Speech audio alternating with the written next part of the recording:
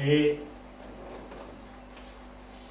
à ce moment-là, vous vous souvenez que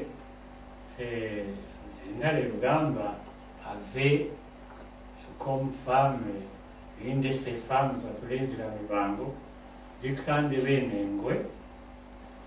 Et alors, elle craignait que,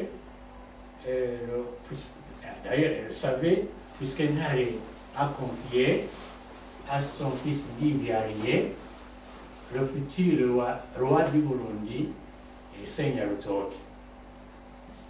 Et il lui a demandé de veiller sur lui comme à la prunelle de ses yeux. Mais ce qui, à ce moment-là,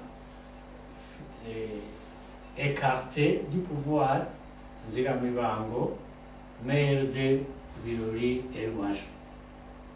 Elle ne s'est pas avouée battue. Elle a mis sa nièce Inamirimo, alias Viano, dans l'alcôve du souverain Mugera.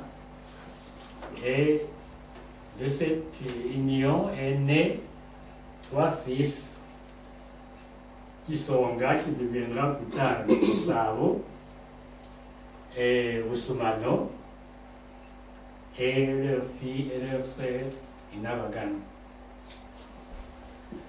Et vers la fin, alors, nous allons se mettre à la cour, plutôt à Mugera, et il dit au roi, voilà, je viens prendre congé définitivement de vous. Nous avons vécu ensemble toute la vie, nous avons tout partagé. Et maintenant, je viens vous saluer pour la dernière fois, je vais mourir. Mais vous-même, vous me souviendrez, vous ne me survivrez pas longtemps, vous me suivrez très prochainement. Mais, avant de mourir, je voudrais prophétiser pour la dernière fois. Vous vous souvenez que je vous avais interdit de vous marier ici. Et parmi ces enfants, il y en a un qui est né et qui va devenir le sujet de division entre les Baroudi et la famille royale. La famille royale entre elles-mêmes et les Baroudi entre eux. L'enfant est né, malgré que je vous avais interdit de vous marier ici. Mais c'est fait. Maintenant, je vais prophétiser pour la dernière fois, vous dire ce qui va arriver, parce que à cette époque-là, on avait des rumeurs qui circulaient, qui disaient qu'il y a des gens qui viennent,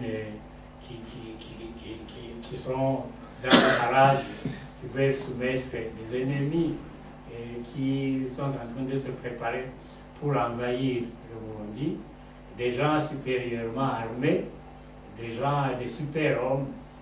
Alors, les devins rivalisaient, ils consultaient les poussins, les taurillons pour savoir ce qui exactement attendait le Burundi. Mais Nwano, qui était toujours moqué vis-à-vis de ces devins, a dit au roi, écoutez, sont des charlatans et ils consultent des bêtes crevées. Et moi, je ne croyais pas à ce qu'ils vont vous raconter. Moi, je vais vous dire c'est exactement ce qui va arriver, apporter des bêtes vivantes. Alors on a apporté un taurillon, plutôt une vache et son veau, et une chèvre, et voilà. Alors quand ils sont arrivés, on a vu le veau, au lieu de téter sa mère, la vache, elle a tourné autour du pied sans